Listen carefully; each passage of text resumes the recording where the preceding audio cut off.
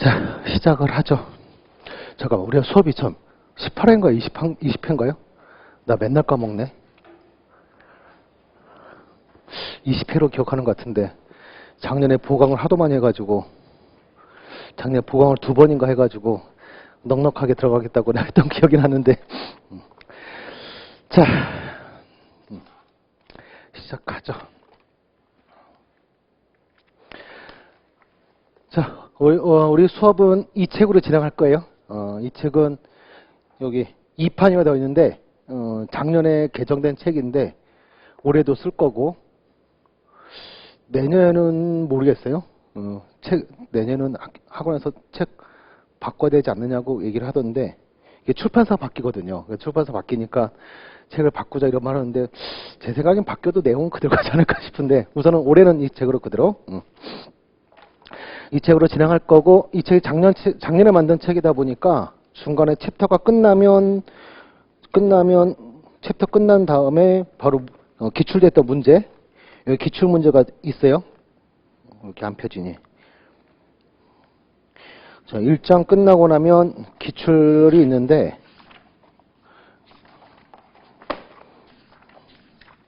저기 최신 기출 모험 이렇게 있는데 이게 이제 59회까지밖에 없어요. 60회 차가 없어요.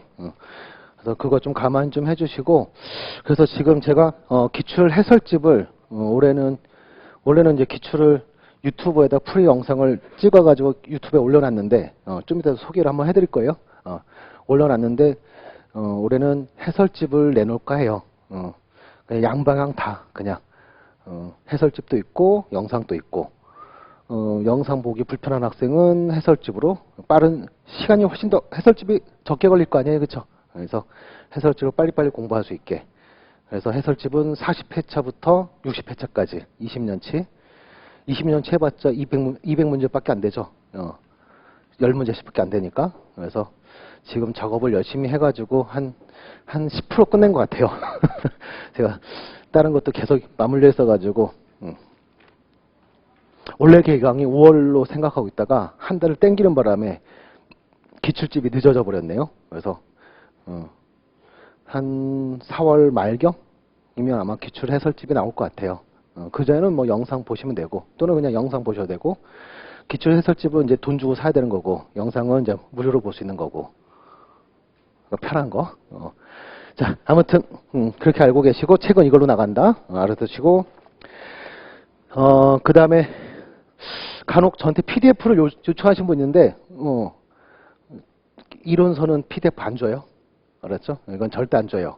왜 안 주냐면 공부할 때 바로바로 펴가지고 공부하라고. 그래서 여기다가 최대한 다 써놓고 얘가 이제 레퍼런스가 되는 거예요. 그래서 시험 때까지 계속 이 책은 계속 보게. 그래서 요 밑에가 이제 시커멓게 되도록 하도 봐가지고 그 정도로 이제 계속 여러분 많이 보시라고.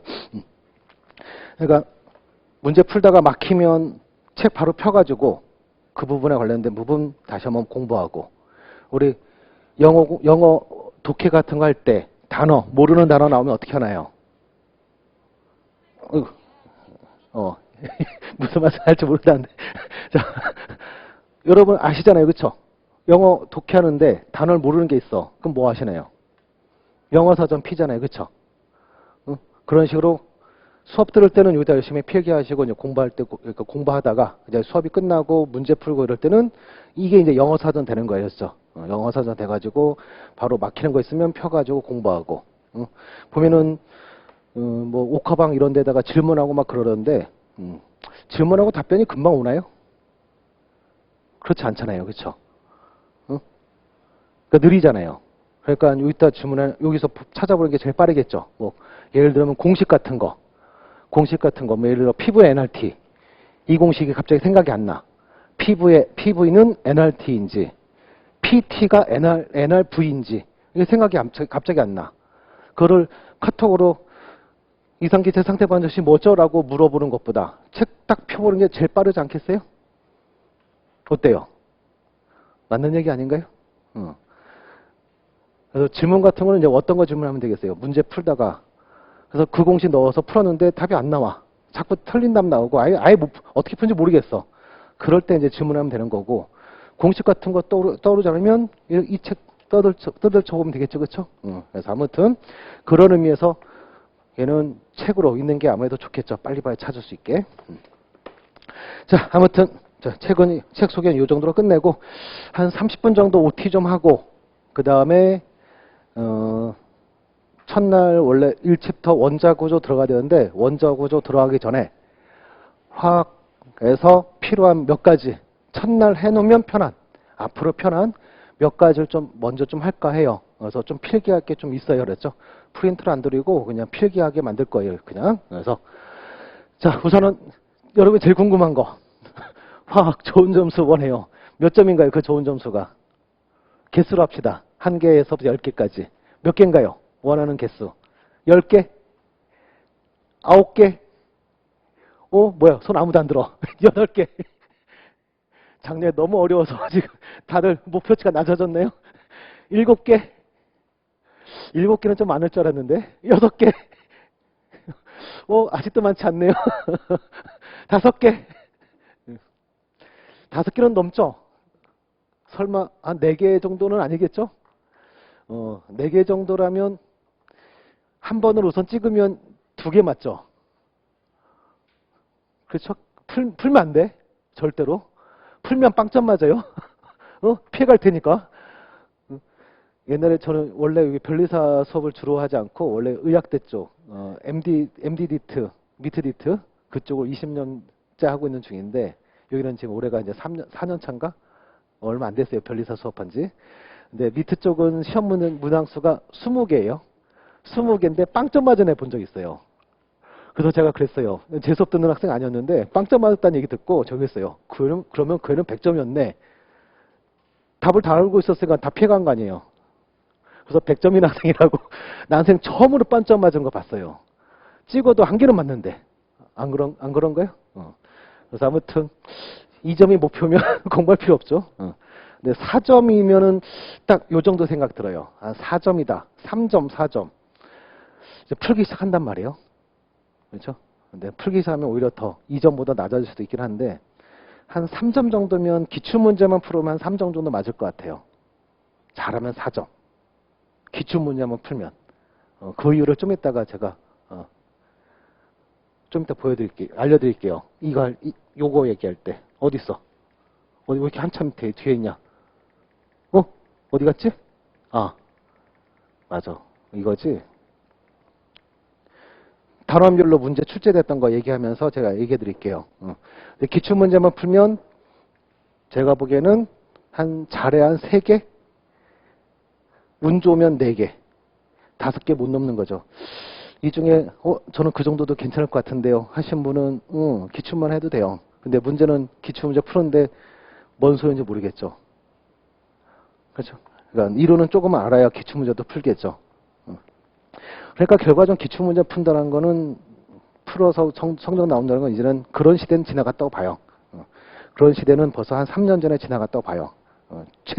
최소로는 3년 전, 최대로는 한 재작년 정도까지가 마지막이었고 앞으로 몇 년간은 계속 기출만 풀었다가는 3개, 잘해야 3개. 운 나쁘면 빵점, 운 진짜 좋으면 빵점이고요. 잘 피해가니까. 그런 시대가 되지 않았나 싶은 생각이 들어요. 그래서 아무튼, 그래서 어떻게 하면 잘 나오냐? 2가지예요. 첫 번째는 이거요. 적으면서 풀자. 암산하지 마세요. 제발. 머리 좋은 건 알거든요. 그런데 그러다가 당해요. 그랬죠. 적으면서 풀자고요. 일목요연하게 적으면서 풀자고 그랬죠. 왜 그러냐면 화학은 어느 한 공식에 A라는 것은 B 플러스 C다. 그런 다음에 여기다가 B는 30이고 C는 20이다. 대입하면 총 A는 마지막 50이다. 자, 이렇게 나오는 이런 계산 문제가 나오는 게 아니라 이런 게 나와요. 이 P를 찾아내야 돼요. 알파는 베타 나누기 감마다. C라는 것은 어떤 그래프에서 어떤 그래프, 직선 그래프 또는 뭐 곡선인 그래프 이런 데서 데이터를 찾아서 C를 대입해가지고 최종 A는 50이다. 이렇게 풀어내는. 쉽게 말하면 뭐예요? 쉽게 말하면 입체적으로 데이터들을 찾아내서 최종 그거를 어떠한 공식이라든가 원리, 이론에 맞춰가지고 답을 찾아내는 그런 시험이에요. 그렇죠? 단순히 B 알려주고 C 알려준 다음에 50이다. 이런 거는 이제 중학교나 고등학교 화학 완 같은 거 할 때, 그 정도 할 때고, 지금은 여러분 시험 보는 거는 고필의 시험은 아니잖아요. 그쵸? 그러다 보니까 이런 식으로 여러분 데이터를 찾아낸 다음, 데이터 찾고 그 데이터를 찾고 그래프나 또는 표, 이런 주어 글로 적혀 있기도 하고요. 거기서 데이터를 찾아내고 그 데이터를 1차 가공하고 2차 가공, 어떨 때는 3차 가공까지 해야 답이 찾아지는. 그 다음에 또 이러한 공식도 문제에서 알려주진 않아요. 그러다 보니 공식도 알고 있어야 되고, 이런 거를 풀다 보니까 그냥 마구잡이로 그냥 막 암산한다든가 마구잡이 써가지고 문제 푼다. 그러다 보면 문제 풀다가 길을 잃어버리겠죠. 그래서 B를 찾아야 되는데 B를 막 구하려고 막 가다가 길을 잃어버려요. 그러면 시간은 시간대로 다 날리고 문제도 풀고 일석삼조로 손해보는 거죠. 그래서 첫 번째는 일명요연하게 적으면서 풀자. 꼭이요? 이렇게 해줄 거죠? 안 할 것 같아. 자, 적으면서 풀자고 했죠. 적으면서. 자, 그 다음에 두 번째는 바로 이거예요. 연습이요. 연습. 자, 우리 화학은 이론하고 문제가 갭이 굉장히 심한 과목이에요. 수학같이요. 우리 미적분학, 고등학교 때 미적분 싫지 않았네요? 특히 적분. 싫지 않았네요? 근데 처음에 적분 배우면 뭐 배우나요? x를 적분하면 2분의 1 x의 제곱. 원리 같은 거 배운 다음에 이게 끝이죠? 그러면 바로 문제 풀죠. 그러니까 이론 부분하고 문제 부분하고 갭이 엄청 큰 거잖아요. 맞죠? 화학도 그래요. 화학도 이론하고 문제 푸는 거하고 갭이 좀 상당히 커요. 만약에 제가 이 갭을 저보고 줄여달라.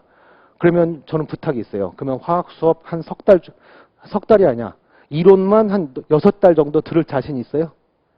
그러면 그렇게 해드릴게요. 근데 안 돼요. 알았죠? 그게 안 돼요. 알았죠? 그래서 보니까 갭이 어쩔 수 없이 커질 수밖에 없어요.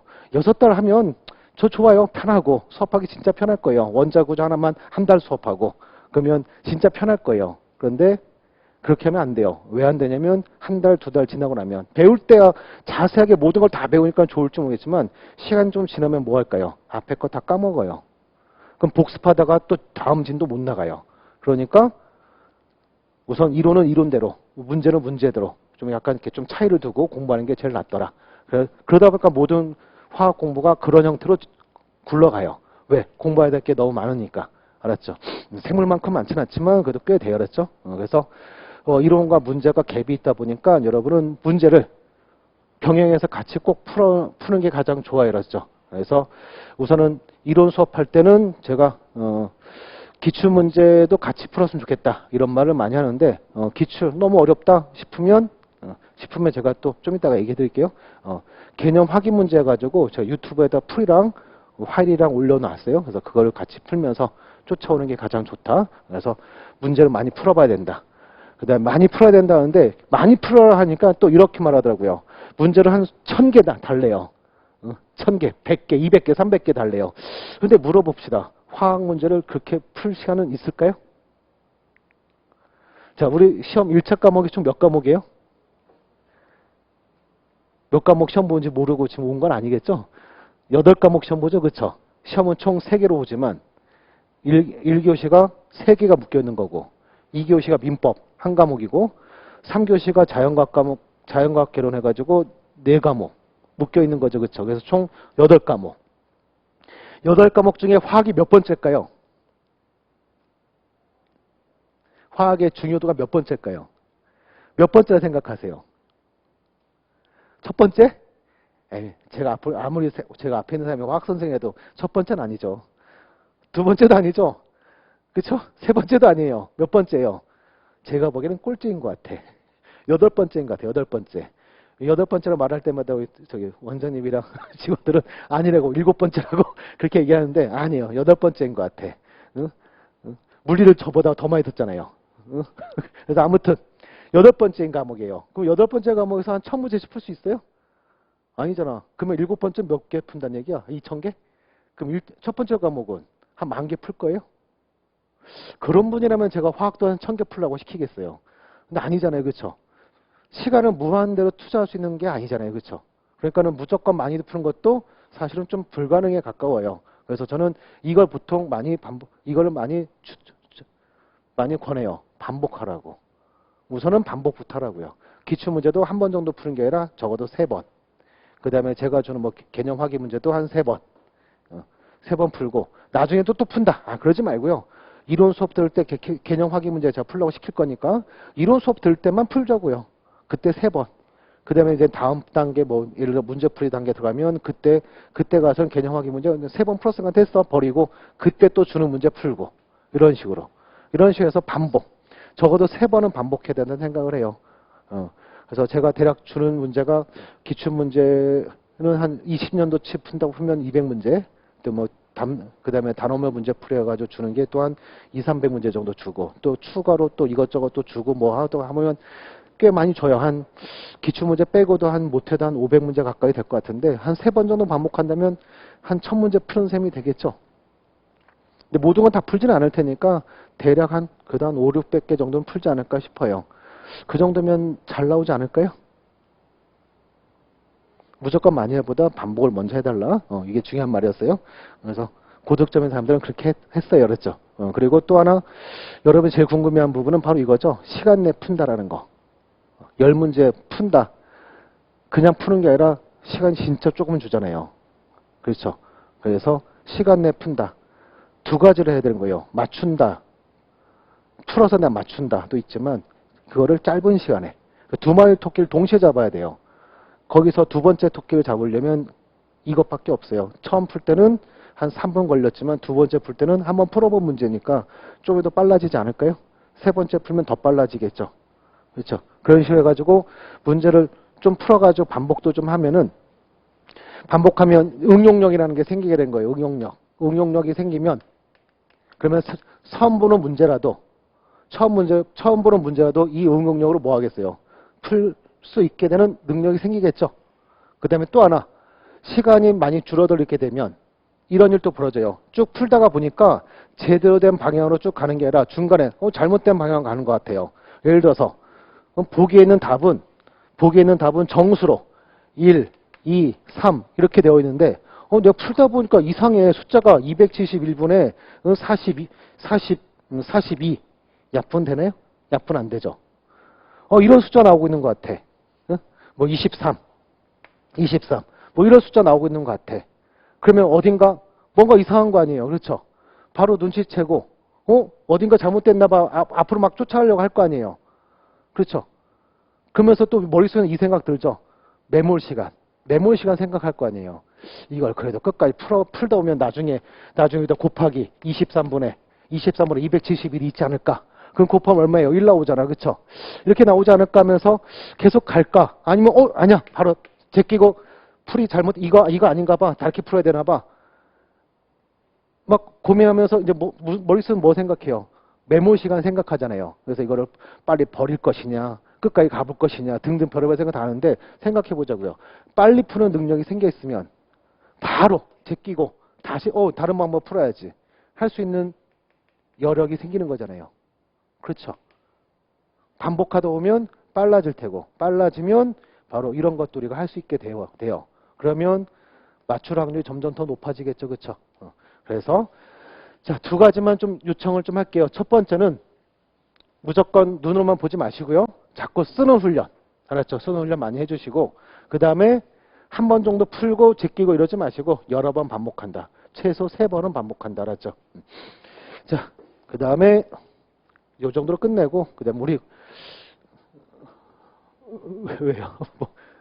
뭐 문제 있네? 아니죠? 네. 자, 우리 과정이 OT라는 것도 촬영해 놓고 막 그러긴 했는데 그래도 저는 1년 커리를 어떻게 잡고 있는지 따라오는 게 제일 좋죠.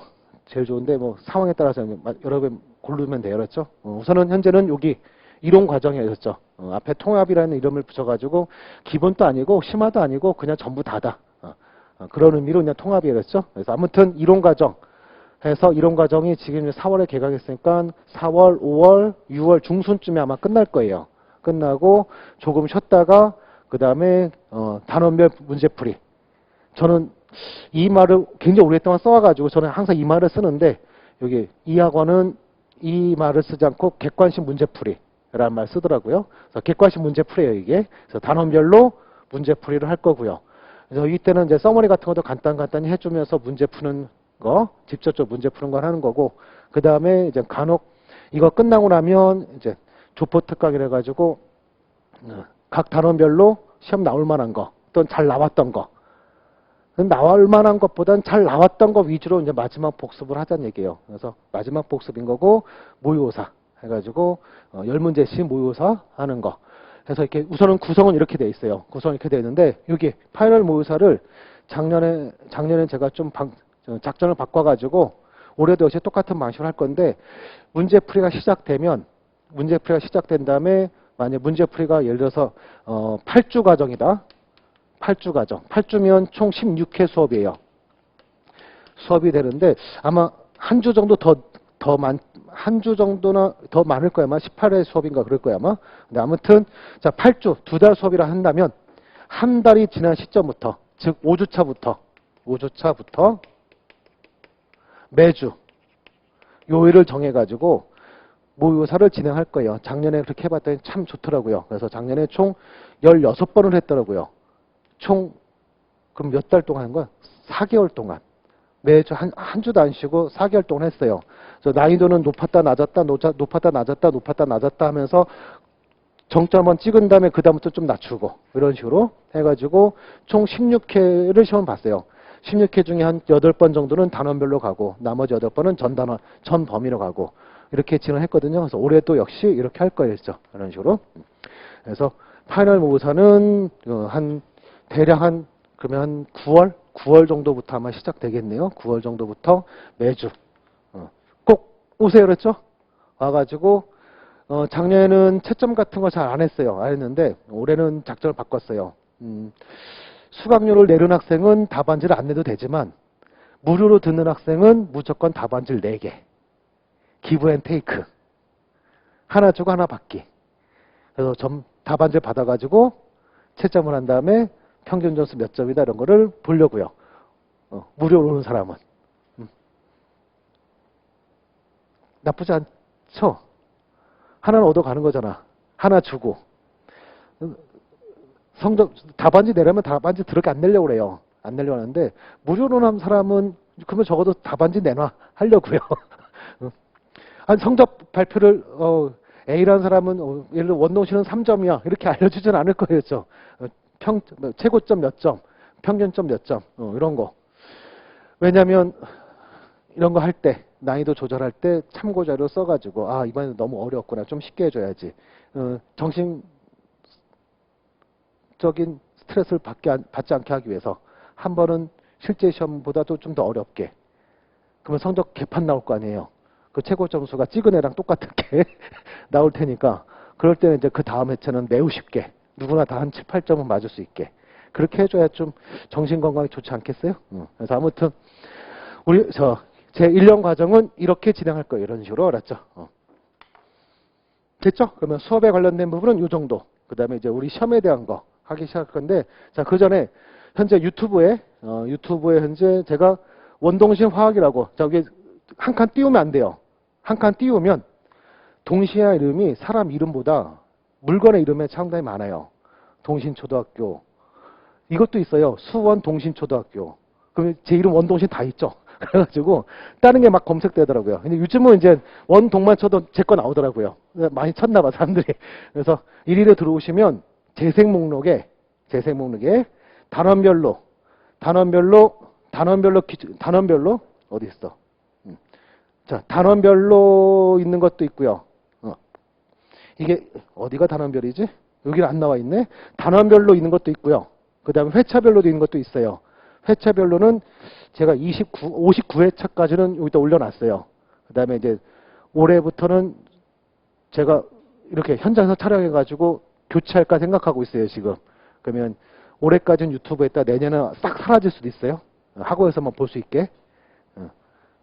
근데 기출문제는 계속 무료로 해줄 거예요. 학원에 올라간다 하더라도. 기출문제는 제가 만든 문제 아니잖아요. 그러니까 제가 돈 받으면 안 되죠. 그래서 돈 받는 건 딱 하나. 해설 달아놓은 거는 제가 한 거니까. 그 책은 제가 돈 받을 거예요. 그 책은 종이값으로 받아야 되니까.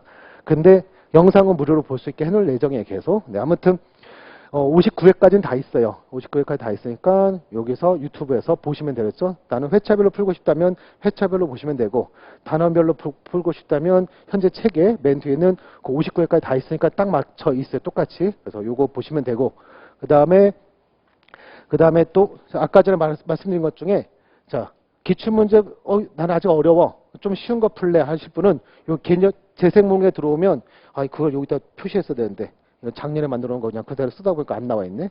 개념 확인 문제라고 있어요. 단원별 개념 확인 문제가 있는데 그거 보시면 되겠죠. 네, 개념 확인 문제는 저기가 없어요. 대신 유기화학하고 맨 마지막 단원인 유기화학하고 분자 분광학은 없어요. 그건 없고 그냥 착물까지만 있는데 거의 그 정도까지만 봐도 우선 개념 확인 문제는 충분할 것 같아요. 근데 나중에 제가 유기나 분광학은 따로 제가 드릴 거니까 그때 가서 보도록 하고, 우선은 기출문제 풀기 좀 뭐하다 한 분은 개념 확인 문제. 운항서 좀 더 많고요. 그리고 걔네는 단순히 아까 같이 복합적인 그런 문제가 아니라 가공해서 풀고 이런 문제가 아니라 그냥 단순 문제, 단순 단답형 이런 문제가 좀 더 많은 그런 문제예요. 좀 난이도 좀 더 쉬울 수 있겠죠. 근데 좀 어려운 것도 한두 개씩 껴있긴 하지만 아무튼 그거 보시면 되겠죠. 그래서 같이 제가 이론 수업할 때 계속 자주 얘기할 테니까 잊지 마시고 병행 알았죠? 이론만 들으면 안 돼요. 예를 들어 내가 오늘 예를 들어 1장이 이번 주에 끝날 거예요. 이번 주에 끝나면 여러분 끝나자마자 바로 이론 복습 좀 한 다음에 바로 문제 또 풀고 있어야 돼요. 그랬죠?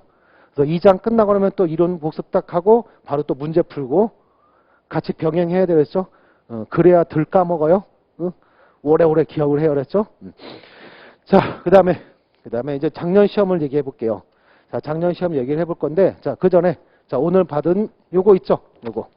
요걸 한번 펴보세요. 자, 작업은 제가 꽤 오래전 것부터 쭉 작업을 해놨는데, 여기에는 지금 56회부터 제가 실어놨어요. 대략 한 53, 4 정도까지 문제와 그 뒤에 문제가 유형이 좀 많이 달라졌어요. 좀 약간 더 러프하게 말하면 앞에 40몇 회인 문제들과 50몇 회. 이제 여러분 이제 60회, 61회죠, 여러분은. 그쵸? 자, 아무튼, 자, 앞에 이 숫자가 5로 바뀌는 순간부터 좀 많이 변했어요. 4자일 때까지만 해도 담답형이 우세였어요. 담답형이 완전 우세. 담답형이 완전 우세. 예를 들어서 NaCN 해놓고, 자, 얘는 물질이 뭐니 하면 이온성 고체요. 자, 얘는 가용성이니 불용성이니 가용성이요. 얘는 산염계에서 산성이니 염기성이니 하면 중성이요. 이렇게 푸는 거. 그냥 단순히 이런 질문이 우세한 게 40몇 회였어요. 근데 50회 들어오면서부터 여기서부터 이제는 무엇이 많아지기 시작했냐면 계산형도 좀 많아지기 시작했고요. 계산형 해가지고, 자, 예전에는 자, 증기압이라는 거, X축 온도 T, Y축 증기압력 하면 그 증기압력은 이렇게 되고 있어요. 이렇게 된다면서 A라는 것이 있고 B라는 걸 이렇게 있으면 두 개 중에 분자 인력은 누가 더 크니, 끓는 점은 누가 더 높으니, 이런 질문. 담답형 문제였던 거죠. 이런 문제였는데, 자, 이제는 바로 이런 형태 되는 거예요. 어떤 온도 300칼빈에서는 증기압이 얼마, 1.0, 400칼빈에서는 증기압이 얘가 5.0 이렇게 알려준 다음에, 그런 다음에 이 두 데이터 가지고 증발 엔탈피를 구하시오. 이것도 쉬운 문제예요, 사실. 이것도 쉬운 문제예요. 증발 엔탈피 구하시오 하면 ln 증기압, 처음 증기압분의 나중 증기압은 마이너스 R분의 증발 엔탈피, 그 다음에 곱하기 나중 온도분의 1 빼기 처음 온도분의 1 하면서 소위 클라시우스 클라피 현실이라는 건데, 이 식에다 요 데이터만 쭈르륵 대입하면 이 값이 나와요, 바로. 그러면서 자, 이런 형태 계산 문제들이 점점 많아지다가, 자, 대략 그 중간을 잡을게요. 55회 이후로는 이러한 게 이제 완벽하게, 이런 애들은 이제 거의 다 사라지고요. 사라지고 이런 형태의 문제로 이제 탈바꿈이 됐어요.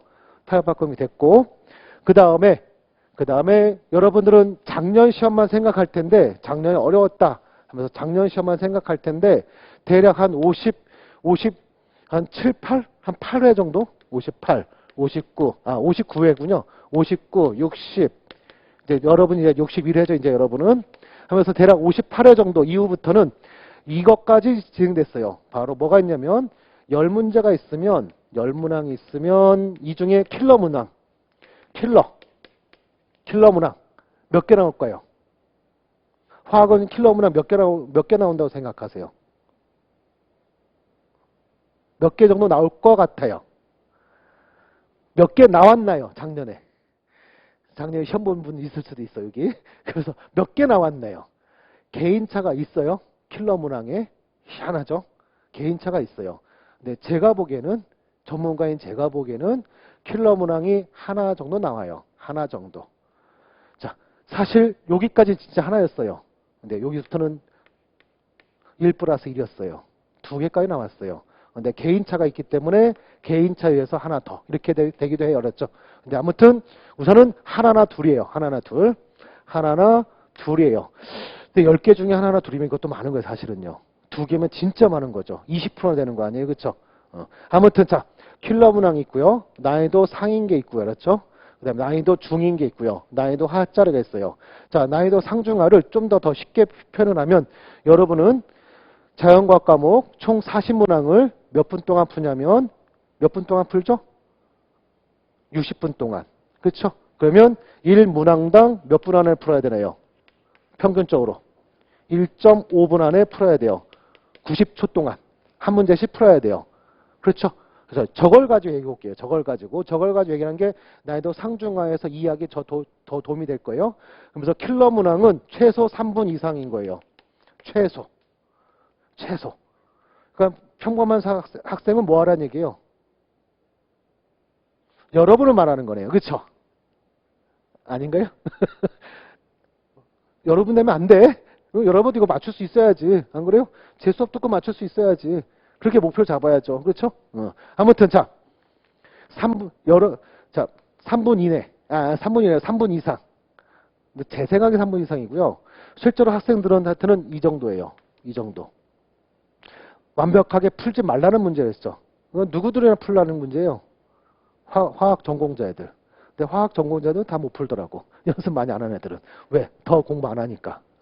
아무튼 자, 이렇게 되는 거고요. 그 다음에 1분 30초에서 약 2분 정도 되는 문제가 상.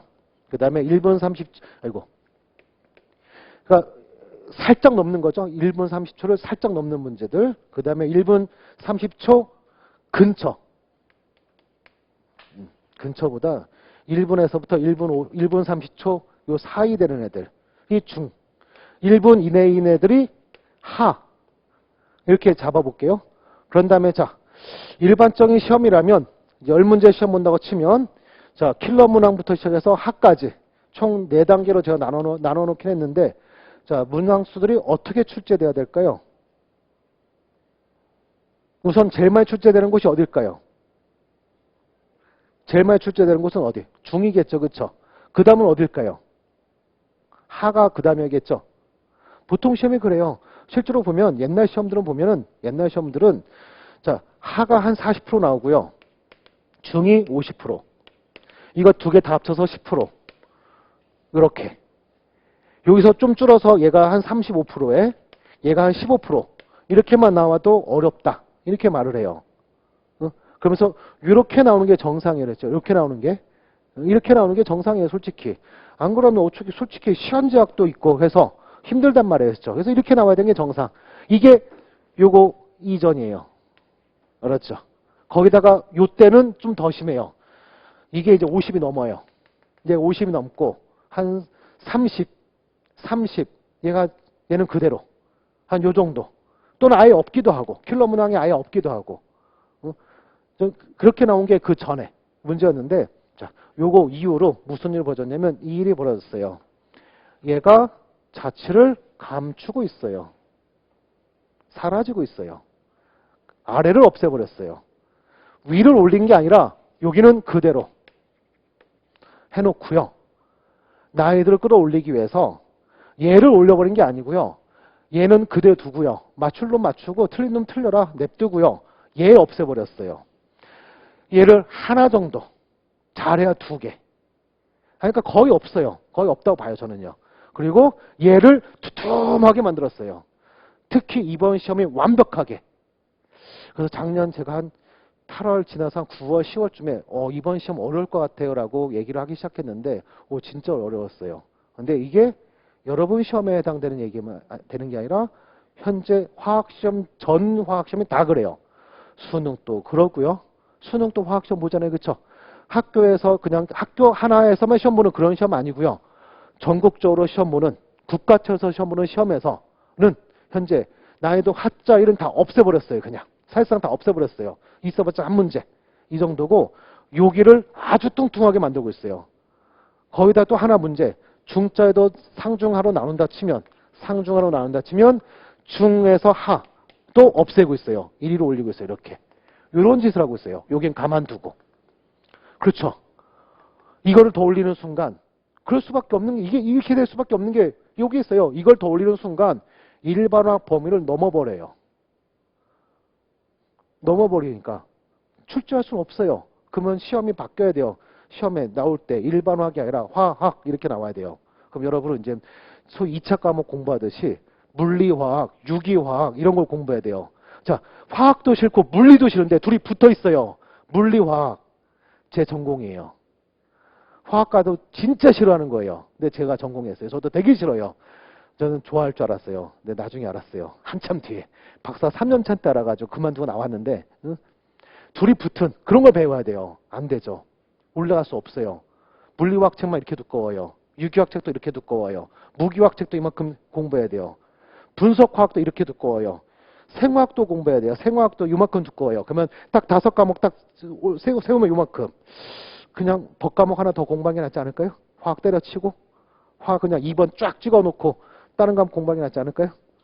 안 돼요. 여기를 출제하면 여기서 더 올라갈 수는 없는 거예요. 그러니까 작전이 뭐인 거예요? 여기요.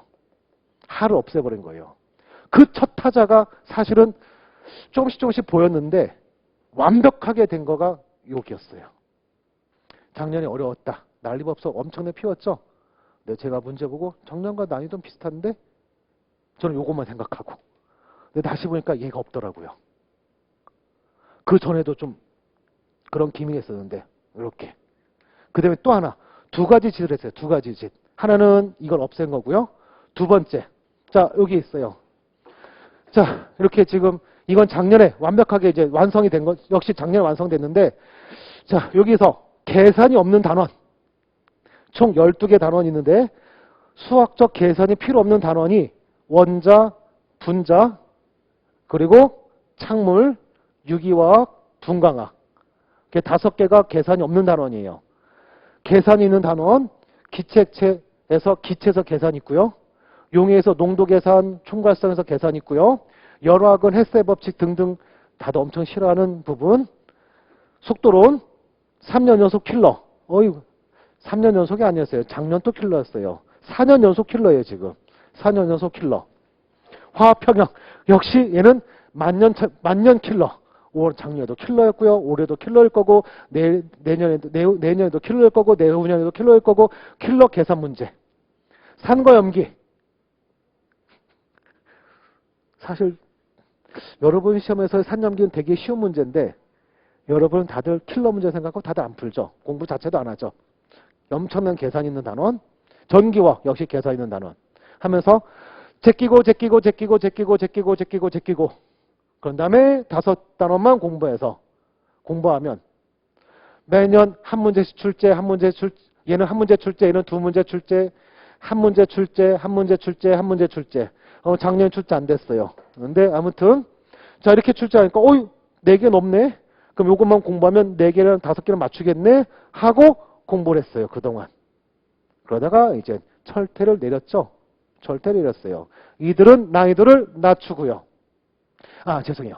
난이도를 높여버리고요. 즉 뭐예요? 대충 이것만 공부하는 학생들은 못 풀어요. 그렇게 내버리고 여러분 더럽게 싫어하는 2단원 난이도는 낮췄어요. 자, 그럼 어떻게 되는 거예요? 작년에 뿐만 아니라 재작년, 하여튼 제가 변리사 여기 이 업계에 들어온 다음에 제일 많이 듣는 질문이 선생님, 저는 목표가 4개예요. 5개예요. 6개예요. 몇 개 단어만 찍어주세요. 또는 선생님, 저는 이렇게만 할 건데 이렇게 하면 4개는 맞추겠죠? 괜찮나요? 그러면 전부 다 화학 포기한 사람들이잖아. 시험 보기 한 달 전에 이렇게 연락 와요. 한 달 동안 뭔 공부를 해. 이거라도 하면 감지덕이지. 그래서 그렇게 하세요라고 했어요. 별 수 있나요? 첫 해는 학생 그렇게 공부했다면 공부 되겠어? 하면서 안 돼! 했거든, 첫 해는요. 그랬더니 저보고 한 학생이 저한테 그러더라고요. 선생님은 변리사 시험 공부 어떠니 모르시군요 하면서 저한테 뭐를 하는 거예요. 자기는 그렇게 공부할 시간 없다고 하면서. 그래서 저는 그랬거든요. 공부할 시간 없으면 밤이라도 새라고 그랬거든요. 그랬더니 민법이랑 공부해야 되는데 선생님은 모르시나 봐요 하면서 저한테 오히려 화를 내더라고요. 그래서 제가 그다음부터는 아예 이제 그런 질문 들어오면 그렇게 하세요. 여기만 하세요 했어요. 했는데 철퇴를 내렸죠. 여러분 시험만 그런 게 아니에요. 다른 시험들도 난이도 쉽게 생각하는 단원들이 있죠. 특히나 계산 없는 단원들. 이런 단원들은 난이도를 올려버리고요. 또 그런 단원 중에 하나가 누구냐면 여기 용액이에요. 용액이 좀 쉬운 단원이었는데 예전에 난이도가 쉬웠어요. 근데 요즘은 얘를 끌어올려요. 그래서 이것만 공부하는 학생들은 틀리게. 그리고 어렵다고 초창부터 포기한 이런 산념기는 난이도를 낮춰요. 계속. 낮춰서 조금만 공부했어도 맞추게. 한마디로 뭐예요? 공부한 놈은 한 개라도 더 맞추게 해주겠다 이거죠. 어설프게 공부한 놈이 그래도 어설프게 점수 가져가서 합격하게 하는 거를 하지 않겠다. 적어도 이 시험이 무슨 시험이에요? 여러분 준비하려는 이 시험 무슨 시험이에요? 운전면허 시험인가요? 개나 소나 다 따는?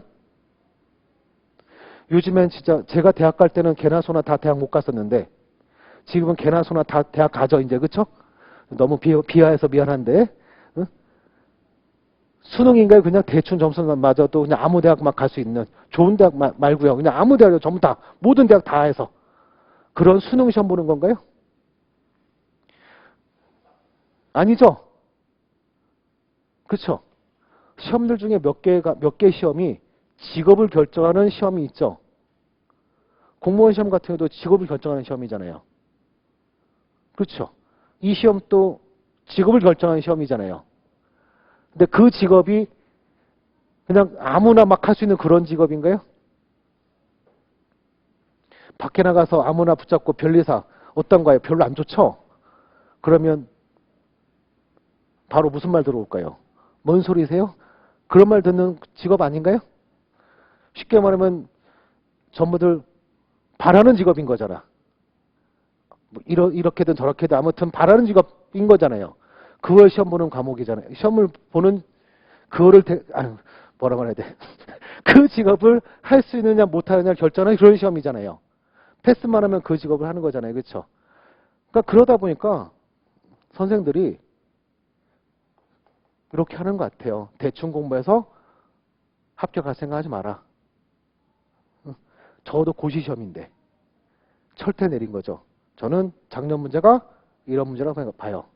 근데 이러한 변화는 여러분만 그런 게 아니라 다른 시험도 마찬가지예요.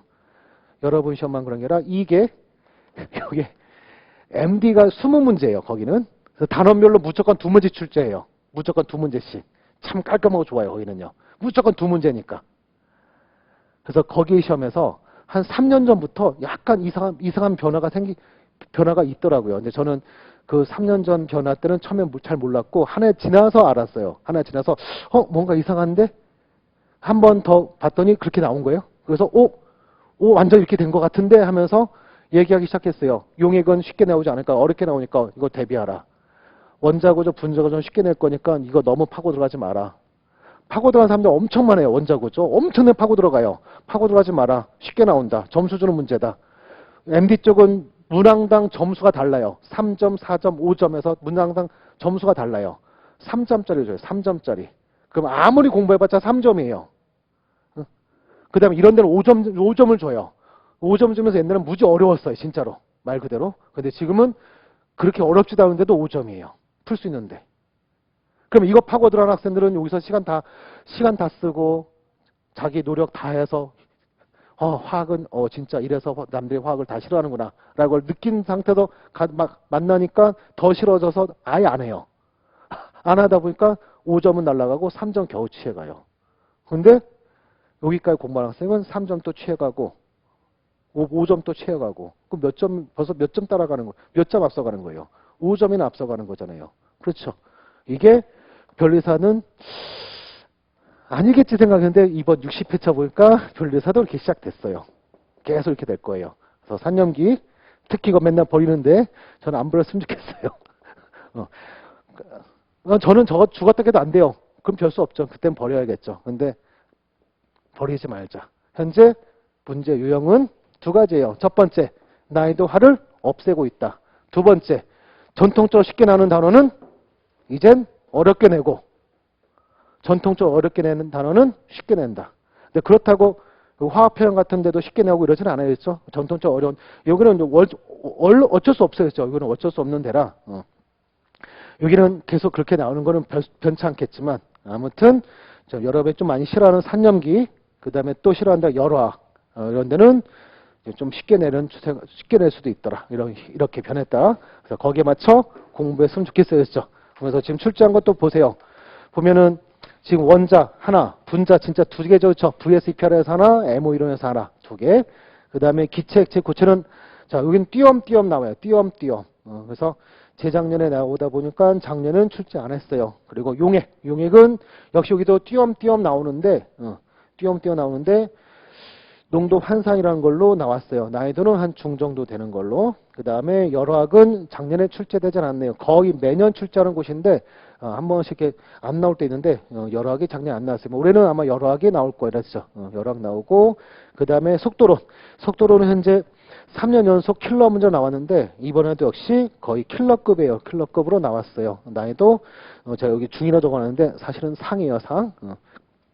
그 다음에 화학표형은 한 번은 무지 어렵고 한 번은 그냥 어렵고 이렇게 출제되는데 이번에가 그냥 어렵고 나올 차례였거든요. 그래서 완전 킬러는 아닌데 그래도 생각보다 꽤 많이 어려웠어요. 이렇게 나왔고 산염기 최근 들어 계속 출제하고 있죠. 예전에는 띄엄띄엄 안 나왔었는데 요즘에는 계속 출제하고 있어요. 앞으로도 계속 그럴 것 같아요. 산염기 같은데 오히려 더 출제하는. 그 다음에 전기화학은 점수 가져가는 단원 중에 하나예요. 여기가 많은 학생들은 그러니까 공부하는 학생들을 한해서 점수 가져가는 곳이다 보니까 계속 그렇게 나와요. 지금. 그래서 난이도 중 정도 나왔고 창물 난이도 중으로 나왔고요. 어떤 학생들한테는 상이었어요. 그런데 어떤 특정 하나 때문에 아무튼 그렇게 나왔고 유기화학은 전통적으로 좀 나왔던 문제 반복되는 형태로 나왔었는데 이번엔 상으로 나왔죠. 그래서 시간 엄청 까먹게 만드는 문제로 나왔었죠. 그 다음에 분광학은 예전에 한 문제로 나왔는데 최근 들어서는 문항 속에 들어가 있죠. 문항 속에 들어가서 보기에 하나 정도로 끼어 팔기식으로 나오고 있죠. 그러니까 안 할 수는 없어요. 그렇죠? 네, 그런 식으로 출제되고 있더라. 즉 뭐예요 지금 전통적으로 여기 항상 나온다 생각하고 여기만 공부하는 학생들은 얘가 이런 단원에 끼어서 나오다 보니까 얘를 모르면 분광 알아도 틀리는 그러니까 점수가 더 나빠지는 이런 형태가 되는 거죠. 그래서 자 이렇게 작년 시험에 대해서 이렇게 얘기 좀 하고요. 작년에 문제 어려웠다고 많은 학생들은 이런 많은 학생도 있더라고요. 계산 문제 많아졌으니까 저기 피트 아시나요? 약대 작년 시험이 마지막 시험이었죠. 그 피트가 완전 계산형 문제예요. 그래서 피트 문제를 풀어봐야 되는 거 아니냐. 만약 옆에서 누군가 풀고 있으면 지나가면서 고마워 하면서 지나가 주세요. 그렇죠? 피트 문제 풀면 안 돼요. 알았죠? 걔는 완전 계산형 문제로 우리랑 달라요. 완전 달라요. 시간만 엄청 소비하고 말아요. 알았죠? 이론은 오히려 더 적고요. 이론 부분은 오히려 더 적고 그냥 그걸 가지고 계산형, 수능형 문제 생각하면 돼요. 자, 우리 시험 공부하는데 수능 문제 푼다고 도움 되네 안 되나요? 화학은 도움 안 돼요. 알았죠? 연습용으로 몇 개 정도 풀어보는 건 나쁘진 않아요. 예를 들어 이런 거 화학표현이라든가 기체 문제 이걸 내가 맞춰야겠어 라고 생각하는 학생들은 이런 거 좀 수능 문제 같은 거 몇 개 정도 풀어보는 건 나쁘진 않아요. 거기서 킬러 문제 말고요. 한 중 정도 되는 거 풀어보는 건 나쁘진 않은데 솔직히 도움이 안 돼요. 도움이 안 되고 특히나 또 화학표현이라든가 산염기는 수능 거 풀면 오히려 독돼요. 독이 돼요. 수능은 딱 정해진 범위 내에서만 딱 나오면서 변화 없이 그것만 물어요. 즉 식이 하나예요. 식이 달랑 하나. 근데 우리는 식을 여러 개를 공부해요. 적어도 2개를 공부해요. 즉 그 얘기는 무슨 얘기냐면 주어진 상황에 따라 A라는 식 또는 B라는 식을 써야 돼요. 근데 수능은 이런 거 없이 무조건 A만 써요. 그러면 A로 나오면 풀 수 있긴 하겠죠. 근데 B로 나오면 못 풀겠죠. 그렇죠? 그래서 독이 돼요, 오히려. 그래서 저는 산염기라든가 화학평형, 그냥 연습으로 이론 공부할 때 좀 풀어보는 건 그때는 잘 말리진 않지만 시험에 갖고 와져서 이런 거 푸는 건 저는 비추해요. 화학평형이라는 것도 수능은 KC라는 거 하나만 써요. 하지만 우리는 KC, KP 등을 써요. 그래서 그 둘을 구분하는 것과 또 굉장히 중요하고 이번 시험에 그거 가지고 장난치지 않겠는가 했는데 이번 시험에 나왔고요. 그러다 보니까 독이 되는 건 맞죠? 수능 문제 푸는 게. 그러면서 피트는 그쪽에 가까워요. 그래서 시간 낭비예요. 만약에 풀고 싶다면 MD 문제 푸는 게 더 좋아요. MD는 이론적인 게 여러분과 요게 시험범위 아니어가지고 다르긴 한데 나머지는 여러분과 거의 같아요. 그래서 MD 문제 푸는 건 차이가 나와요. 근데 MD 문제도 솔직히 비추. 왜냐면 한 문제당 3분 안에 풀게 하는 문제예요. 거의는. 우리는 몇 분? 1분 30초. 시간이 다르죠. 그쵸? 그러니까 난이도가 어떻게 되겠어요? 좀 더 높겠죠. 그쵸? 도움은 되긴 하는데 시간이 많지 않은 학생한테는 비추라는 거예요. 그렇죠? 근데 저는 고득점 어떻게든 맞아야 돼요. 한 8, 9점 맞아야 될 것 같아요. 예를 들어 이런 학생. 물리는 해봤더니 도저히 안 돼. 그럼 별 수 없죠. 물리는 점수 좀 까더라도 한 3, 4점 목표를 잡더라도 화학에서 한 7, 8개 맞아야 된다. 그런 학생들은 물리 공부 안 할 테니까 화학 공부 좀 더 할래요. 하는 학생들은 여유가 있잖아. 그런 학생은 MD 문제 좀 풀어도 나쁘질 않다. 근데 그런 건 제가 알아서 줄 거예요. 알았죠? 계속 단원별 문제풀이 또는 뭐 이런 거 할 때 제가 계속 제공할 거고 그 다음에 제가 MD 수업을 이 학원에서 해요. 지금. 그래서 특강 같은 거 이런 거 특강을 같은 거 할 거예요. 용액, 열화학, 속도론, 평형, 산염기, 전기화학, 계산 있는 단원이죠. 요거 계산형 문제들 특강 같은 거 좀 할 거예요. 할 때 MD생을 위한 특강 강의를 할 건데 좀 관심 있는 분은 그때 오세요. 그랬죠. 7강을 들을 때는 무조건 무료로 줄 거니까. 알았죠? 특강 같은 거 할 때 한 명이라도 더 있으면 기분이 좋아서 수업이 더 잘 돼요. 혼자서 막 촬영하는 것보다. 혼자 촬영하면 계산하다가 틀려요. 48에 32. 바로 잘 나오죠. 48에 28하고 풀고 있어요. 저는요. 그래서 학생들 있으면 잡아주잖아요. 학생들이. 그래서 더 좋거든요. 그 다음에 또 수업하다 보면 또 이것저것 생각나는 거 있으면 더 알려주고 그래서 좀 더 좋아가지고 무료로 듣게 해주고 막 그러거든요. 막 한 명이 더 들어오라고. 그럴 때 한 번씩 와가지고 한 번씩 들어보면 내가 저 정도는 할 수 있을 것 같아 하면 한 번씩 해보면 시험 때 완벽하게 맞으면서 여유가 생기가 되겠죠. 그렇죠? 아무튼 현재 우리 시험이 이렇게 변했으니까 거기 맞춰 공부하자. 쓰잘데없이 피트 문제 풀고 있지 말고요. 그렇죠? 옆에서 피트 문제 풀고 있으면 말리지 마시고 우선 첫 번째 내 수업을 들으라고 우선 추천을 해주시고요. 그랬죠? 근데 그렇지 않는다 하면 가만두세요. 그랬죠? 걔는 떨어져야 되니까 내가 붙어야지. 아니에요? 내가 자료를 줄 거예요. 열심히. 그러면 열심히 복사해서 내 수업도 듣지 않는 애들한테 막 줄 거예요? 자, 옆으로 한번 보세요. 옆에 있는 사람이 아직도 동지인가요? 운전면허 시험 아니잖아요. 몇 점만 맞으면 합격 이거 아니잖아요. 지금.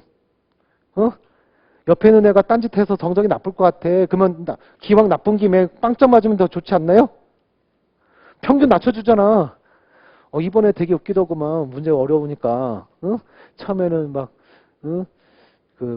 가상 채점 같은 거 하면서 뭐 처음에는 뭐 78점, 77점이지 않겠는가 컷이. 그러더니 점점 시간이 좀 지나서 이제 75점 정도 되지 않겠는가 하다가 최종은 72점 나왔잖아요. 그러니까 많이 행복해하던데 많은 학생 생각보다 많은 학생들이 행복해하던데 처음에 막 73, 4점 맞았던 학생들 특히 74점 맞은 학생들 막 굉장히 막 괴로워하면서 준비 1차 준비 다시 해야 될지 2차 준비해도 될지 막 굉장히 괴로워하고 막 그랬는데 그러면서 전 원장님하고 같이 얘기하면서 78점은 아닐 것 같고 한 75점 정도 되지 않겠는가. 그래서 74점인 학생들 진짜 불쌍하다 했는데 구제받은 거 아니야. 컷이 낮아져가지고. 응?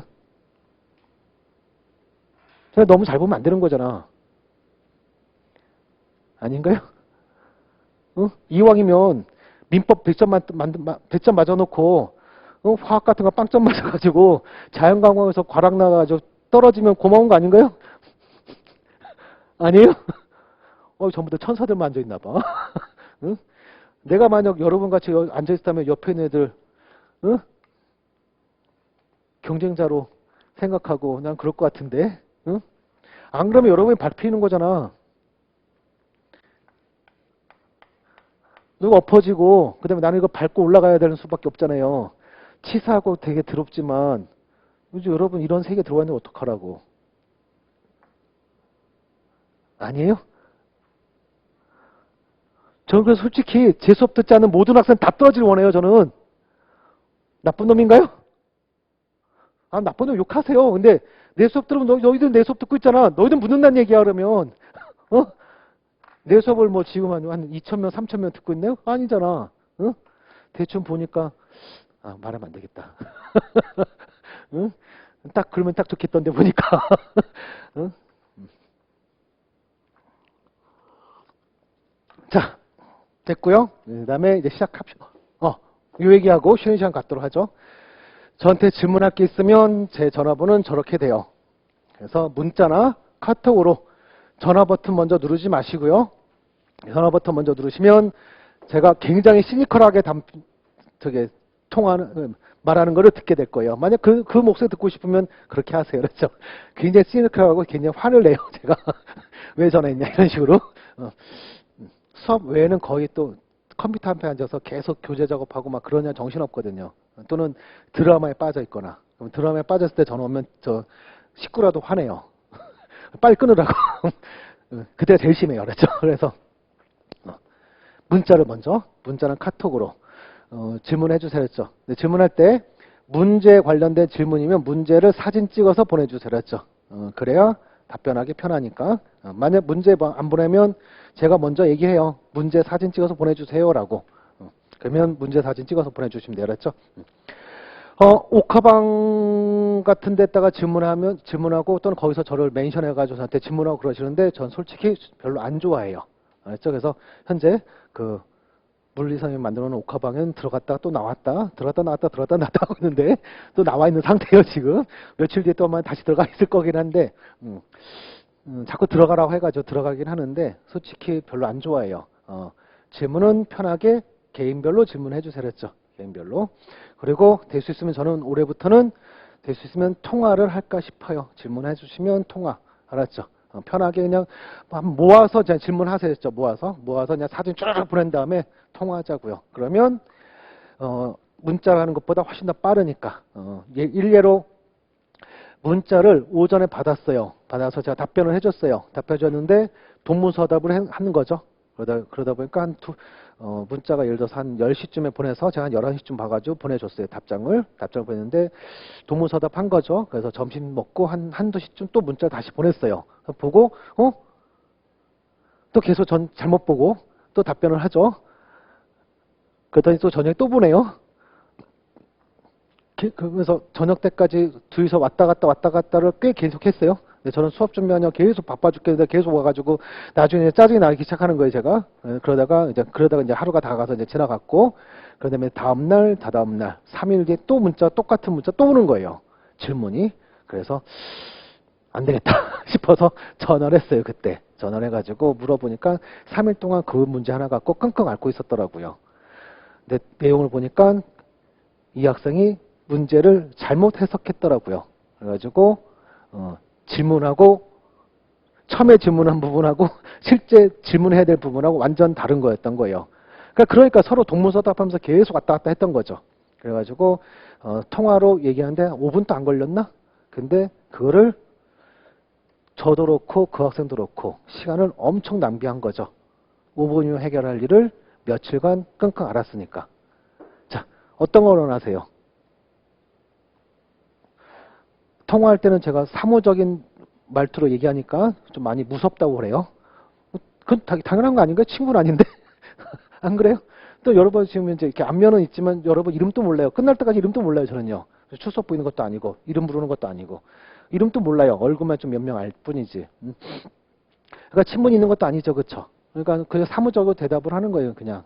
사무적으로 대답하고 그러는데, 친근하게 대답할 리는 없겠죠. 그러니까는 이제 무섭다 이말 하는데, 그냥 사무적인 것 뿐이에요, 그랬죠. 사무적인 뿐인 거니까, 무섭다 생각하지 마시고, 편하게 질문하시면 좋겠어요, 그랬죠. 그래서 될 수 있으면, 모아서, 한 번에 모아서 두세 개 이상씩, 통화를 합시다, 알았죠? 오케이? 자, 잘 적어놨다가, 전화 주세요 하면, 이거 전화 줘야 되니까, 또는 카톡으로 전화번호 알려주세요 하면 알려주는 거니까, 근데 오카방에서는 전화번호 안 알려줘요, 제가. 오카방 알려주면 제 수업 듣지도 않는 학생이 질문하기도 하고, 근데 질문에 답변을 해줄 수 있긴 한데, 이런 게 있어요. 뭐가 있냐면, 쓰는 용어가 다를 수가 있어요. 저는 내 수업을 들었다는 전자에 답변해 주는데, 그 학생은 내 수업을 듣지 않아서 내가 쓰는 용어를 몰라요. 모르면 그 설명부터 다 해야 되니까 서로 힘들겠죠. 그래서 좀 안 좋더라고요. 보니까 답변이 매끄럽게 잘 되지는 않더라고. 그래서 제 수업 듣지 않는 학생까지 아는 건 좀 그래요. 뭐 커리 상담이라든가 이런 거는 상관없는데 질문에 대한 건 좀 그렇더라고요. 그래서 개인별로 알았죠. 쉬는 시간 가지세요. 그리고 자 미리 얘기 좀 해줄게요. 이들을 먼저 할 거예요. 한 30분 정도 걸릴 것 같은데 자, 좀 필기량이 좀 될 것 같죠? 그렇죠? 사실 책에 있어요. 책에 있긴 한데 따로 적고 싶은 분은 따로 좀 적을 준비 좀 해주시고요. 그 다음에 안 적겠다 하는 분 안 적어도 상관없긴 해요. 그랬죠? 쭉쭉 넘어가도 되긴 해. 그랬죠? 요들 할 거니까 요거는 책에 있는 거 할 거니까 따로 적는 거 아니고요. 여기서부터 좀 몇 개 적을 거니까 A4 용지 한 면 정도 양은 될 것 같네요, 지금. 그럼 여기 빈 페이지 같은 게 있으려나? 여기다 적을까요? 여기다가 적을까요? 여기다 적고 싶으면 여기다 적고, 여기. 빈 그 공간이 있으니까. 또는 그냥 A4 용지 같은 거 하나 준비하시거나, 쉬세요.